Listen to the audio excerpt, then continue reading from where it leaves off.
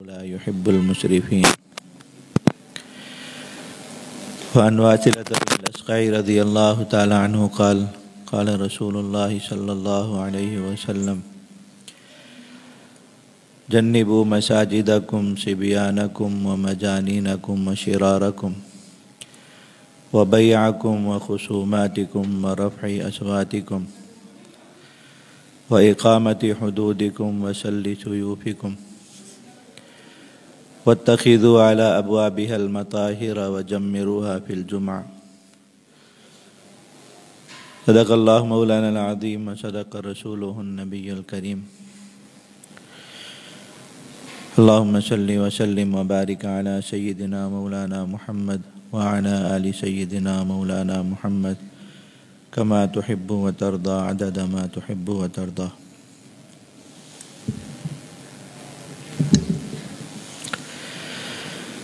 گزشتہ جمعۃ المبارک اللہ تعالیٰ کی توفیق سے مساجد کی ایک مسلمان کے ساتھ ایمانی نسبت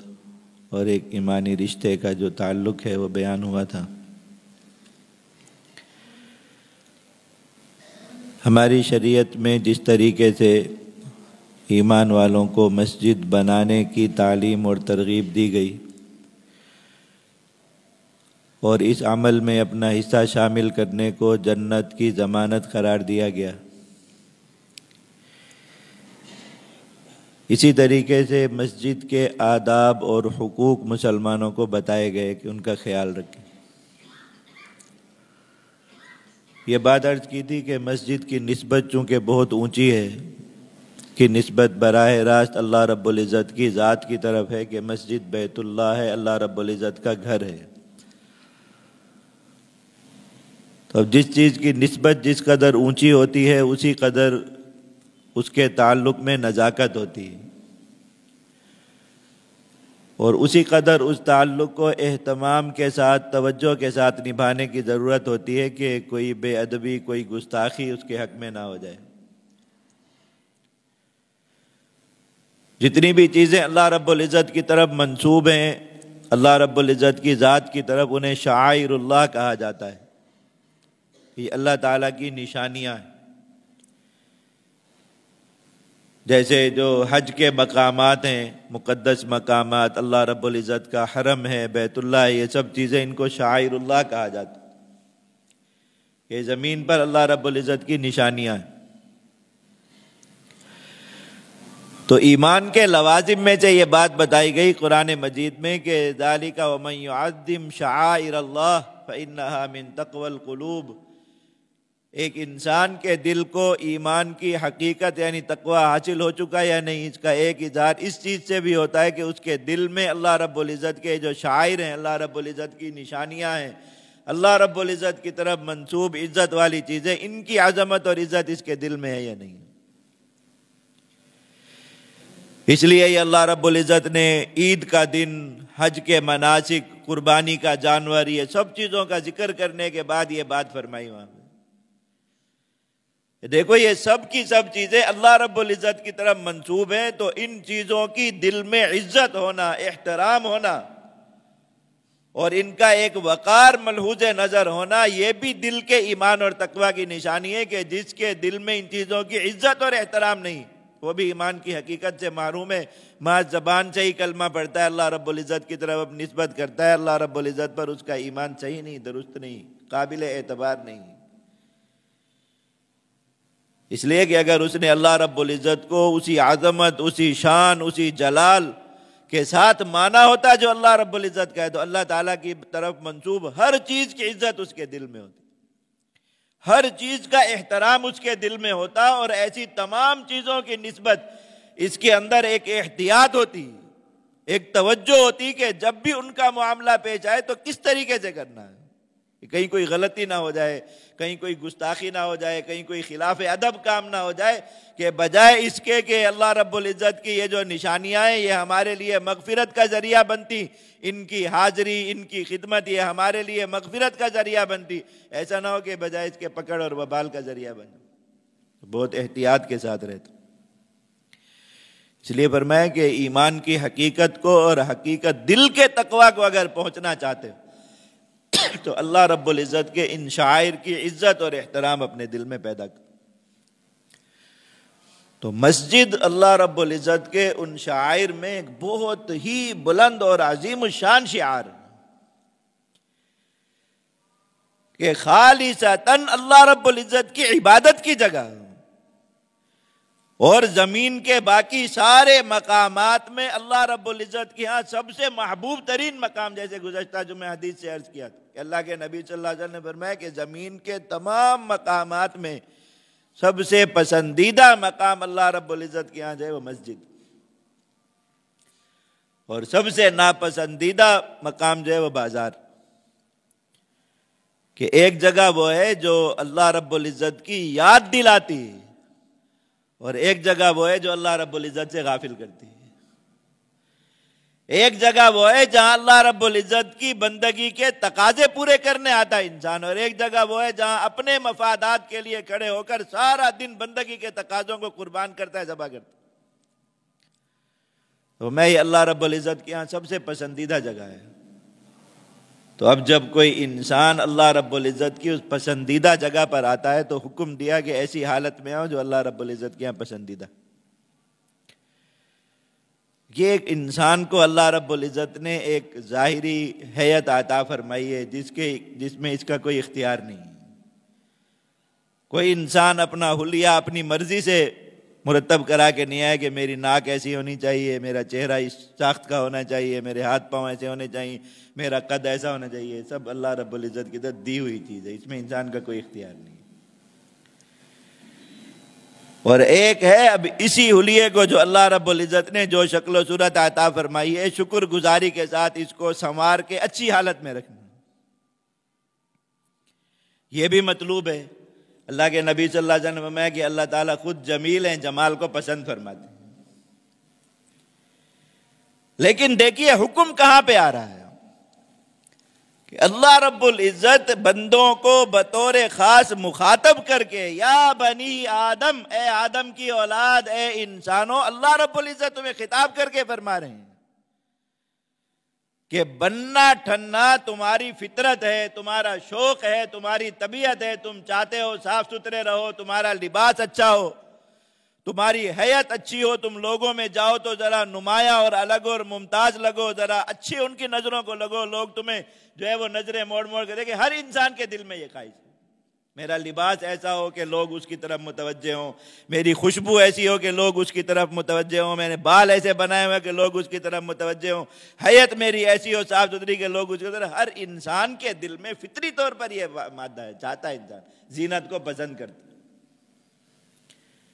تو اللہ رب العزت نے خطاب کہاں فرمایا کہ بننے ٹننے کا، سنورنے کا شوق ہے تو کہاں بن سنور کے آؤ. خذوا زینتکم عند کل مسجد، جب اللہ کے گھر میں حاضری ہو بن سنور کے آیا کرو. اللہ کے گھر میں جب حاضری نہیں، میں جب کہیں شادی پہ جاؤ تو بہت بن سنور کے جایا کرو. منع بھی نہیں فرمایا کہ تم شادی پہ جاؤ تو میلے کچیلے ہی چلے جایا کرو، نہیں، ایسا نہیں فرمایا. وہاں بھی بنو سنورو. لوگوں کے کسی مجمع میں جا رہے ہیں، کہ رشتہ داروں کے یہاں ملاقات کے لیے جا رہے ہیں، کسی بڑے سے ملاقات کے لیے جا رہے ہیں، کہیں اپنے کام کے لیے جا رہے ہیں، اچھے بن کے جاؤ، سنور کے جاؤ، کوئی ممانعت نہیں. لیکن یہ بننا سنورنا اللہ کا حکم کہاں بن گیا؟ وہ ایک ہی مقام عند کل مسجد، جب اللہ کے حضور سجدہ ریز ہونے کے لیے مسجد میں آ رہے ہو، نماز کی جگہ پہ آ رہے ہو، اب ذرا اپنے آپ کو بنا سنوار کے آؤ. جتنی اللہ نے استطاعت دی، جتنی اللہ نے وسعت دی، جتنی اللہ رب العزت نے قدرت دی ہے، بن سنور کے آؤ کہ اللہ کے حضور جا رہے ہیں. دو چار بندے ملنے کے لیے آ جائیں، انسان کسی ایسی حیت میں بیٹھا ہو، پسند نہیں کرتا کہ میں ان کے سامنے اس طرح بے درے اٹھ کے چلا جاؤں. تھوڑا سا ان کو انتظار کرا لیتا ہے، گوارا کر لیتا ہے کہ وہ انتظار کر لیں، میں اپنا لباس درست کر کے آ جاؤں، میں اپنی ذرا حیت ٹھیک کر کے آ جاؤں، میں اپنا حلیہ سنوار کے آ جاؤں. ان کو انتظار کرا لیتا ہے. کہیں اپنی حاجت کے لیے حاضر ہونا ہے تو 2-3 بار اپنے آپ کو آئینے میں انسان کھڑا ہو کے دیکھتا ہے، ایک ایک چیز کو سنوارتا ہے، سجاتا ہے، صحیح کرتا ہے اپنی اپنی جگہ پہ. کم از کم بھی اتنا ہے کہ ہر چیز کو اس کی حیت کے مطابق درست کر کے جاتا ہے، ایسے الجھا ہوا بکھرا ہوا نہیں چلا جاتا. جو لباس پہنا ہوا ہے اسی کو ذرا سیدھا کر کے چلا جائے گا، اپنی داڑھی کو سیدھا کر کے، بالوں کو سیدھا کر کے، اپنی ٹوپی صحیح کر کے، کسی نے اچھی حیت میں ہی جائے گا. اور اللہ رب العزت کی طرف بلاوا آیا ہے تو جیسے بیٹھا ہے بس اٹھ کے چلتی ہے۔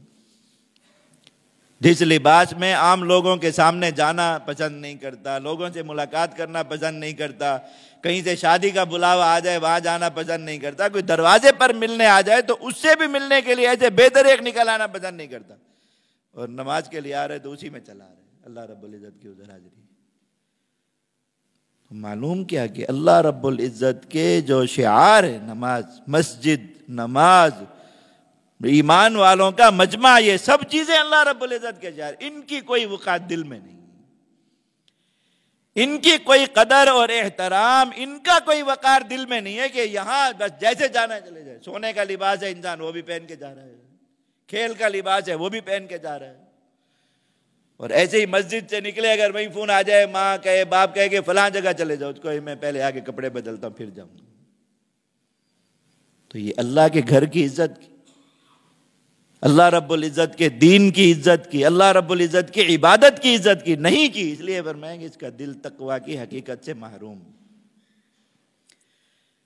کہ اللہ رب العزت نے زینت مشروع کی ہے، زینت کا اختیار کرنا تمہاری فطرت اور طبیعت میں رکھا ہے، تو ایک جگہ پہ تمہیں حکم بھی دیا کہ یہاں تو ضرور اختیار کرو، اور انسان کیا کر رہا ہے کہ صرف اس چیز کو چھوڑ کر باقی ہر ایک کے لیے اختیار کر رہا ہے، ہر ایک کے لیے۔ جس قسم کا کوئی مجمع ہے، کہیں اتنا ایسی بات ہے کہ اب عشاء کی نماز کے بعد اگر کہیں شادی میں جانا ہے تو جو شادی میں پہن کے جانے کپڑے گھر لٹکا گئے گے کہ نماز کے بعد آگے پہنوں گا، اس کے بعد شادی پہ جاؤں گا۔ تم اللہ کے حضور جن کپڑوں میں حاضر ہو گئے، اور ایمان والوں کے مجمع میں جو ایمانی مجمع ہے اس میں جس کپڑوں کے ساتھ کھڑے ہو گئے، جس حیت میں کھڑے ہو گئے، اب تم اس حیت میں شادی میں نہیں جا سکتے۔ اور اگر تم وہی حیت اختیار کر کے مسجد میں آ جاتے تو پھر کیا ہوتا؟ جتنی دیر میں کپڑوں کی استری خراب ہو جائے گی، اتنی دیر میں جو خوشبو لگائی ہے وہ اڑ جائے گی، تو وہ کپڑے جو ہے وہ صرف اس کے لیے پہننے۔ معلوم ہے کہ شادی حال کی عزت ہے، اور وہ جو ایک اپنے پیٹ کے لیے یا اپنی رسم کے لیے یا دنیا کے لیے ایک مجمع میں جانا ہے، اس کی ایک عزت ہے دل میں کہ وہاں جانے کے لیے کچھ الگ ہونا ضروری ہے، اللہ رب العزت کے گھر کی نہیں۔ اللہ کے نبی صلی اللہ علیہ وسلم نے دیکھو خود کبھی ایسا شاذ و نادر کبھی ہوا کہ اللہ کے نبی صلی اللہ علیہ وسلم کی ملکیت میں ایک سے زائد جوڑا کبھی رہا لباس کا۔ ایک جوڑا ہوتا تھا، نبی کریم صلی اللہ علیہ وسلم استعمال فرما رہے، کبھی بہت قیمتی ہوتا تھا، کبھی بہت ہی کم قیمت ہوتا، لیکن اس کو استعمال فرمایا۔ جب اور آ گیا تو یہ پہلے والا صدقہ فرما دیا، دوسرے کو استعمال کرنا شروع کر دیا۔ اب جب تک کوئی اور نہیں آئے گا یہی چل رہا ہے، بار بار دھویا جا رہا ہے، پہنے جا رہا ہے۔ عام طور پر حضور کی زندگی اسی حالت میں نہیں۔ یہ اللہ کے نبی صلی اللہ علیہ وسلم کا اپنا اختیار تھا اپنی ذات کے لیے۔ امت کو کیا حکم فرمایا؟ حضرات صحابہ کرام کو فرمایا ایاجز احدکم، کیا تم میں سے کسی کے پاس اتنی وسعت بھی نہیں ان یتخذ ثوبا او ثوبین لجمعتی، کہ ایک جوڑا یا دو جوڑے خاص اپنے اس مقصد کے لیے بنا کے رکھ دے کہ یہ جو جمعہ کے دن بڑی مسجد میں جانا ہوتا ہے، مسلمانوں کے بڑے اجتماع میں جانا ہوتا ہے، اللہ کے حضور حاضری ہوتی ہے، گویا ایک بار بار آنے والی عید جمعہ کا دن جو آتا ہے انسان عبادت کی، تو اس کے لیے یہ پہننا، خاص اس کے لیے کر کے رکھے، یہ کسی اور کام کے لیے استعمال نہیں ہو۔ تو فرمایا تو اتنا بھی نہیں کر سکتے، کیونکہ دیکھ رہے ہیں کہ ہر آدمی کوئی بھی اس حالت میں نہیں، اللہ ماشاء اللہ کہ اس کے بعد ایک ہی جوڑا، دو دو تین تین، کسی نہ کسی، ہر ایک نے اپنی وسعت اور استعداد کے مطابق ایک سے زائد لباس رکھا ہوا ہے۔ اور پھر جو لوگ اس طرح کام کاج کرتے ہیں ان کے اپنے کام کاج کا ایک الگ لباس ہوتا ہے، محنت کے وقت میں، مزدوری کے وقت میں وہ لباس پہننا ہے، پھر اس کو بدل کے انہوں نے اپنے گھر جانا ہے، تو گھر جانے کا لباس الگ رکھا ہوا ہے، محنت مزدوری کا لباس، اپنے پیسے کا لباس الگ رکھا ہوا ہے۔ تو میں تم اتنا نہیں کر سکتے کہ تم ایک لباس جمعہ کے لیے بھی خاص کر کے رکھو، یہ جمعہ کا لباس ہے، اتنا بھی تم نہیں کر سکتے۔ کوئی اب دیکھو، اب بظاہر دنیا بڑھانے کی ترغیب ہے نا کہ آپ ایک جوڑا اور بڑھا لیں، لیکن اس کام کے لیے اگر آپ بڑھائیں گے تو یہ جوڑا بڑھانا، یہ لباس بڑھانا، یہ دنیا میں اپنے لیے اضافہ کرنا، دنیا کا سامان اپنے لیے بڑھانا، یہ برا نہیں ہے، یہ بہت اچھا ہے، یہ عبادت ہے اللہ رب العزت کی، اس لیے کہ اللہ کا حکم پورا ہو رہا ہے، خذوا زینتکم عند کل مسجد۔ اللہ نے فرمایا کہ تم جب میرے حضور آتے ہو ذرا بن سنور کے آیا کرو۔ اب کیا جاتا ہے انسان مسجد میں جاتے ہوئے بھی یہ سوچ کر کہ اللہ کا حکم بھی ہے، اور پھر اس کے ساتھ یہ چیز بھی ہے کہ وہاں مسلمان ہوں گے، ان کو میرے کپڑوں کی بو سے تکلیف نہ ہو، میری حیت سے تکلیف نہ ہو۔ 2 منٹ کے لیے ذرا اپنے آپ کو سیدھا کر لے مسجد میں آنے سے پہلے۔ ہر کسی کے پاس اتنی اللہ رب العزت نے استعداد دی ہے کہ وہ خوشبو خرید کے اپنے پاس رکھ سکتا ہے، تو ایک خوشبو مسجد کے لیے رکھے کہ یہ مسجد میں جاتے ہوئے لگانی، تو باقی وقت بھی وہ خوشبو دیتی رہے گی۔ لیکن کتنے ثواب کی چیز بن جائے وہ دنیا، بظاہر جو خوشبو دنیا ہے، زینت کی چیز ہے، لیکن یہ بھی عبادت بن جائے کہ لی کس لیے، رکھی کس لیے، کہ یہ میں مسجد میں جاتے ہوئے لگاؤں۔ اللہ تعالیٰ کے گھر کا اکرام، اللہ رب العزت کی عبادت کا اکرام، نماز کا، اللہ کے بندوں کا جو اللہ کی عبادت کے لیے کہیں جمع آ رہے ہیں، ان بندوں کا اکرام، یہ ساری چیزیں اس میں آ گئی۔ تو اب سوچئے یہ خوشبو جو بظاہر دنیا ہے، کتنا بڑا دین بن گئے اس کے لیے، کتنا بڑا اجر و ثواب بن گئے اس کے لیے کہ اس نے یہ خاص اللہ رب العزت کی عبادت کے، اس کے اکرام کے لیے، اس دل کے تقوی کے اظہار کے لیے کہ اللہ تعالیٰ کے شاعر کی ہماری نظر میں بڑی عزت ہے، ہمارے دل میں بڑی قدر ہے کہ ہم جب اللہ کے حضور حاضر ہو رہے ہیں، اللہ تعالیٰ کی اس نشانی مسجد میں جا رہے ہیں، اب ہم بطور خاص اس کے لیے خوشبو لگائیں گے۔ اب وہ اس دوران انسان باقی ایک نماز کے بعد دوسری نماز تک کا وقت ہے، اور کتنے کام کرے گا تو وہ خوشبو اس کے ساتھ مہکتی رہے گی نا، لیکن اب یہ اس کی عبادت، یہ اس کی بندگی ہے، یہ اس نے اللہ رب العزت کے امر کو، اللہ رب العزت کے حکم کو پورا کیا۔ لیکن وہ کہیں اور جانا ہے، باہر دروازے تک بھی جانا ہے کسی سے ملنے، تو اس وقت میں سینٹ چھڑک کے جائے گا بندہ مسجد میں، جیسے آ رہا ہے بس آ رہا ہے۔ میں دل کے تقوی سے محرومی کی بات ہے۔ تو پہلا ادب تو اللہ رب العزت نے خود قرآن مجید میں ارشاد فرما دیا کہ مسجد کا، اللہ کے گھر کا سب سے پہلا ادب یہ ہے کہ مسجد میں آتے ہوئے ذرا بن سنور کے آؤ، پتہ چلے کہ اللہ کے گھر جا رہے، احکم الحاکمین کے دربار میں جا رہے۔ اس کے بعد پھر اور کئی آداب ارشاد فرمائے نبی کریم صلی اللہ علیہ وسلم نے۔ سارے آداب کا خلاصہ یہ ہے، فردن انشاءاللہ جتنے ان میں سے بیان ہو سکے، لیکن خلاصہ یہ سمجھ لیں کہ سارے آداب صرف ایک مطلب اور ایک معنی گرد پھر رہے ہیں کہ ہر ایسا کام کرنا جس میں مسجد کی بے ادبی ہو، بے احترامی ہو، اور مسجد میں اللہ کی عبادت کے لیے آئے ہوئے لوگوں کو تکلیف ہو یا ان کی بے احترامی ہو، مسجد کی نسبت سے ایسا ہر کام ممنوع ہے انسان کے لیے، اور ایسے ہر کام سے بچنا ضروری ہے۔ بس جو کچھ بھی ہے سوچ لئیے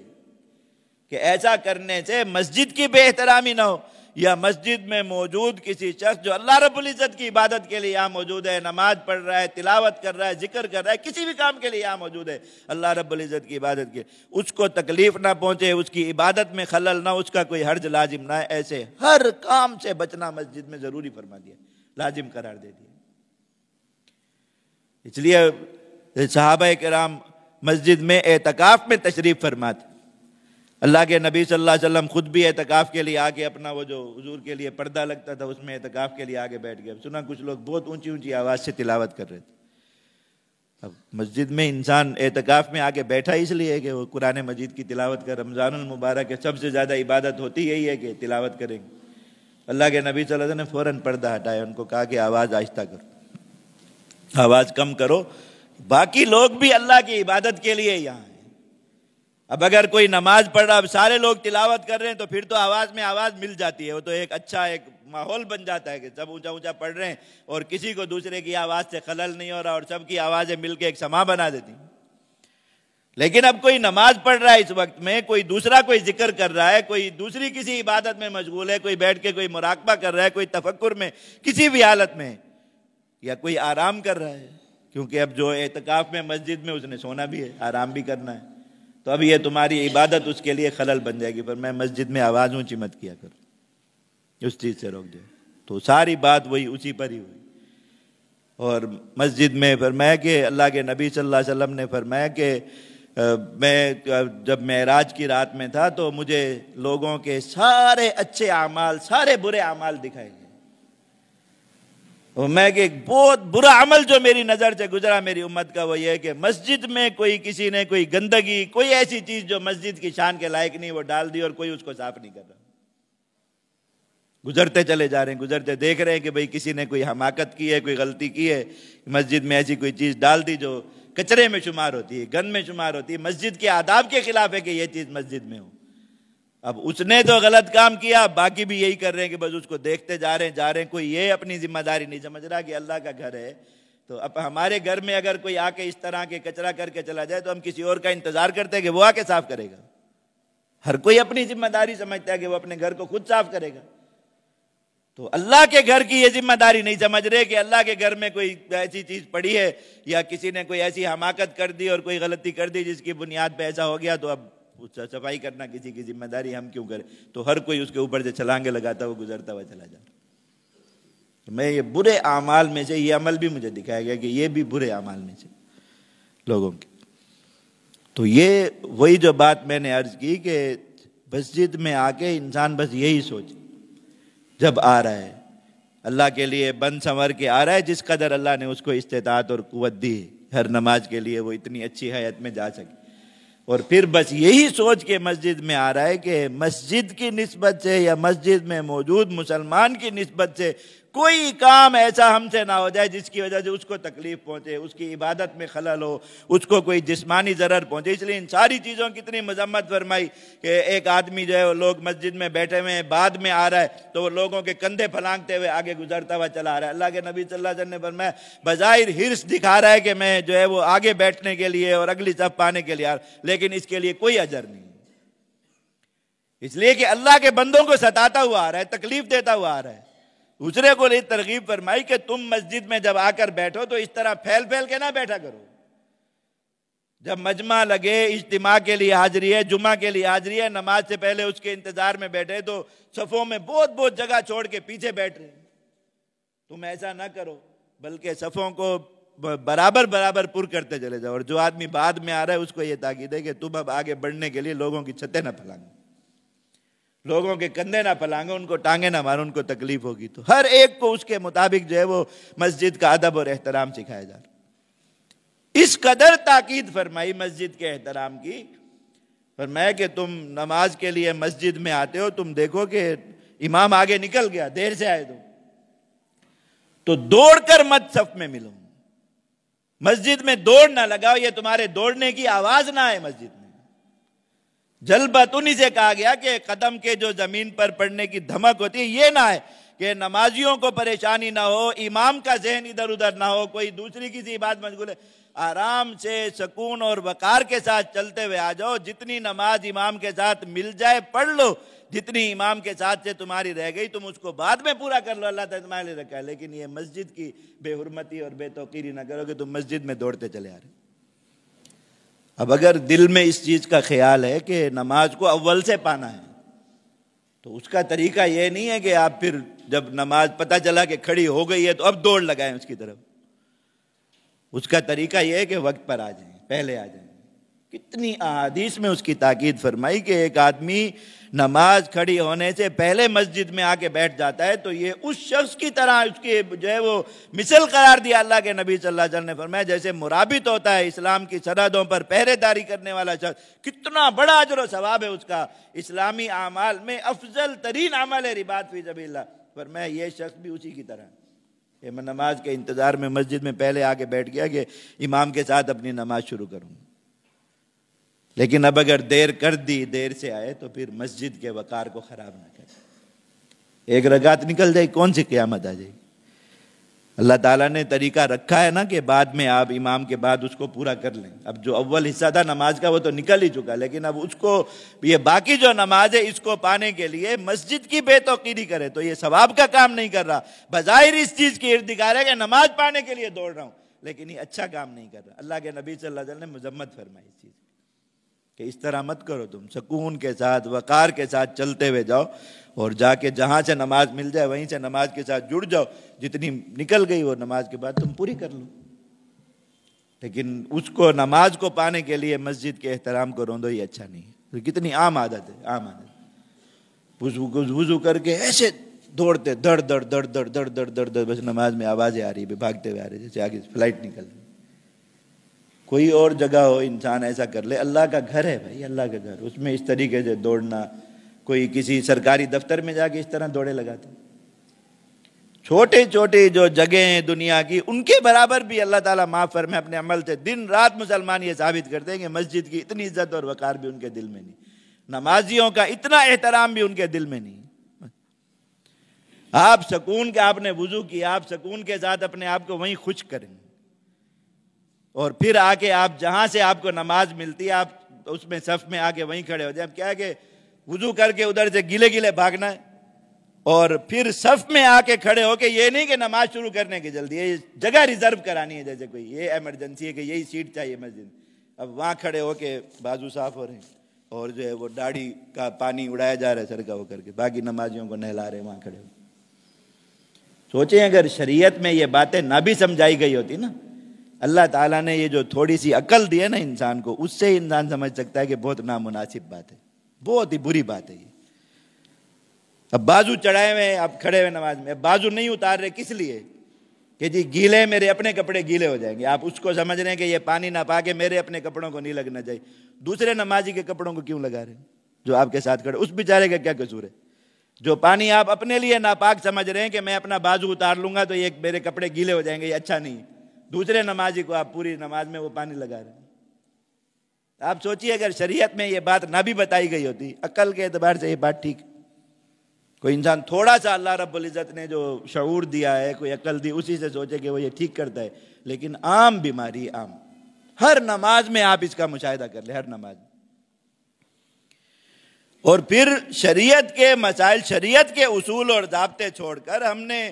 مسجد کے احکام اور یہ چیزیں پتہ نہیں کہاں کہاں سے لینا شروع کر دی۔ اب یہ ایک مسئلہ ہے، بے عقل بچے جن کو طہارت کا اہتمام نہیں، پتہ نہیں ان کو پاکی ناپاکی کا، اور نماز کا ان کو پتہ نہیں ہے، کہ اتنا پتہ نہیں ہے کہ چلو اتنی بات بھی پتہ ہو بچے کو کہ نماز کے وقت میں خاموش رہنا ہوتا ہے۔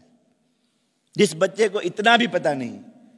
اس کو مسجد میں لے آتے نماز کے لیے ساتھ۔ یہ کون سی نیکی ہے 50 مسلمانوں کی، 100 مسلمان جو پہلے سے نماز پڑھے ان کی نماز خراب کرتے؟ اللہ کے نبی صلی اللہ علیہ وسلم نے مسلمان کو یہ منع فرمایا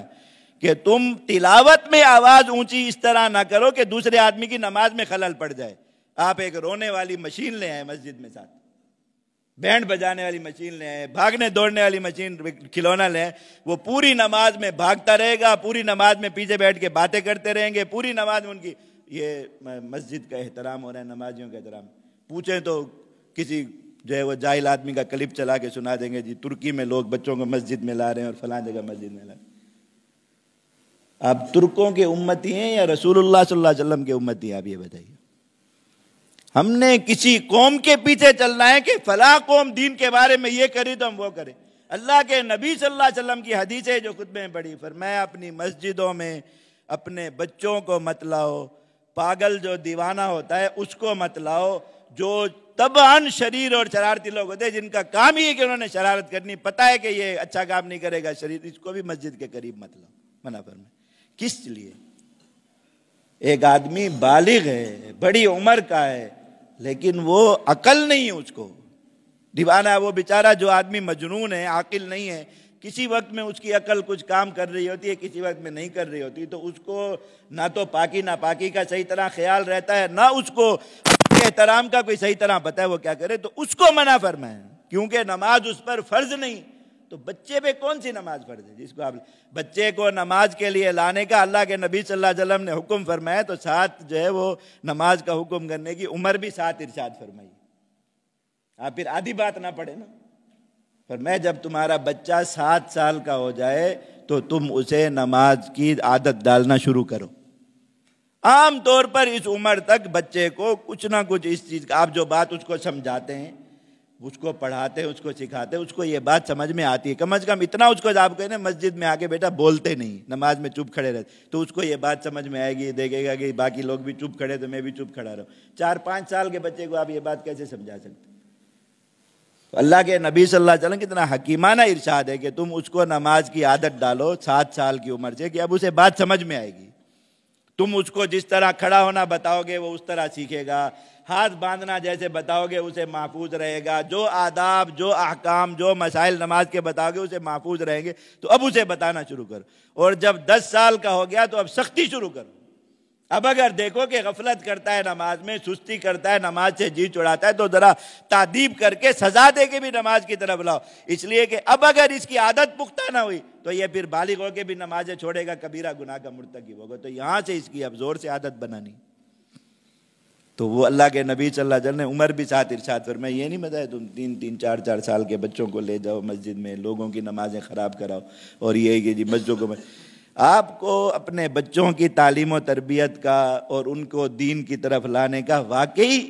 اللہ رب العزت نے ایک جذبہ اور داعیہ دیا، اور اللہ کرے سب مسلمانوں کے اندر ہو۔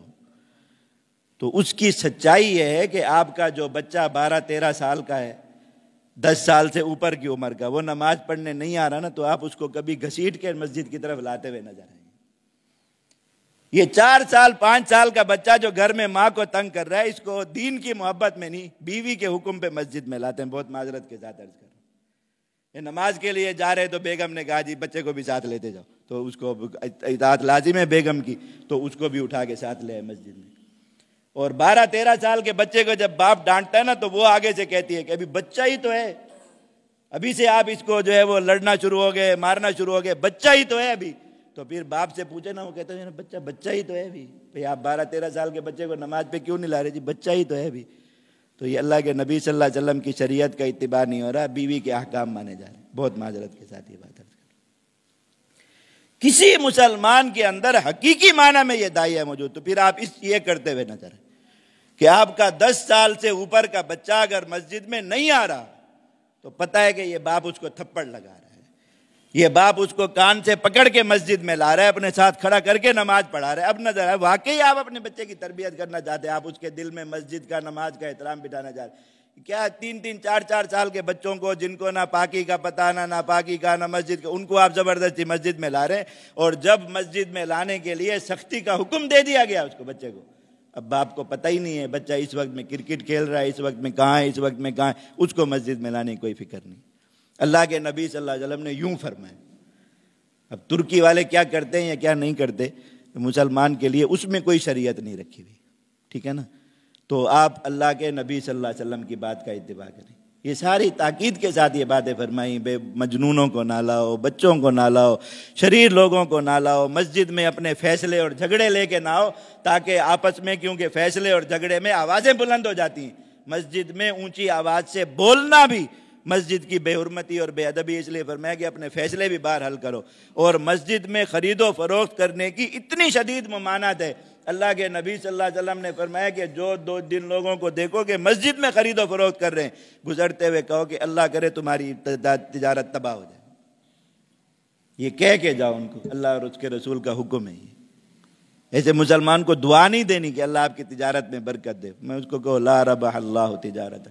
اللہ کرے تیری تجارت میں جو کوئی فائدہ نہ ہو، برباد ہو جائے تیری تجارت۔ اس لیے کہ اللہ رب العزت نے مسجد تجارت کے لیے بنائی نہیں، یہ اپنی عبادت کے لیے بنائی۔ حد جاری کرنا شریعت کا حکم ہے، میں اس کو بھی مسجد میں نہ کرو کہ جس پہ حد جاری کرو گے چیخے گا، چلائے گا، مسجد میں آوازیں بلند ہوں گی، وہ بھی مسجد کے باہر لے جا کے کرو۔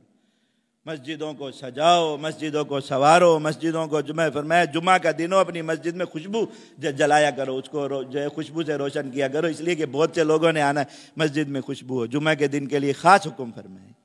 مسجد کے دروازے پر طہارت خانے بناؤ، تاکہ کوئی آدمی آئے اپنے آپ کو پاک صاف کر کے احترام کے ساتھ مسجد میں داخل ہو کے، کسی کو چل کے آنے کی وجہ سے مٹی لگی، یہ ساری چیزیں مسجد کے احترامات اور یہ چیزیں سکھائی گئی۔ بالکل ہی سارا معاملہ الٹ، سارا معاملہ تو یاد رکھیے، اللہ رب العزت نے قرآن مجید میں یہ بات ارشاد فرمائی کہ جس کے دل میں اللہ رب العزت کے شعائر کا احترام نہیں ہے، اس کا دل جو ہے وہ تقوی اور ایمان کی حقیقت سے محروم۔ اور مسجد اللہ رب العزت کے شعائر میں بلند ترین شعار، اعظم ترین شعار میں مسجد۔ تو جو انسان واقعی ایمان کی اور تقوی کی حقیقت کو پہنچ چکا، وہ مسجد کے معاملے میں، اور پھر مسجد کے ساتھ میں نے آپ کو بتایا کہ نمازی کا حکم، جو آدمی اللہ کے لیے عبادت کرنے کے لیے مسجد میں ہے، اس کے آداب، اس کے حقوق، اس کا احترام، سب کچھ ایسے جیسے مسجد کا۔ تو جو مسلمان دل سے مومن ہو چکا، اس کے دل میں ایمان جگہ پکڑ چکا، اس کو تقوی حاصل ہو چکا، وہ مسجد کا اور مسجد میں اللہ کی عبادت کے لیے آئے ہوئے بندوں کا اس قدر احترام ضرور کرتا ہوا نظر آئے گا کہ اس کی کسی حرکت سے مسجد کی حرمت پامال نہ ہو، اور مسجد میں آئے ہوئے نمازیوں کو اس کی وجہ سے کوئی تکلیف نہ ہو۔ اور نماز کے بعد اونچا اونچا بولنا، باتیں کرنا آپس میں، کوئی اس طرح کے باقی لوگ سنتیں پڑھ رہے ہیں، اب جو ہے وہ باتیں شروع کر دی ساری کھڑے ہو۔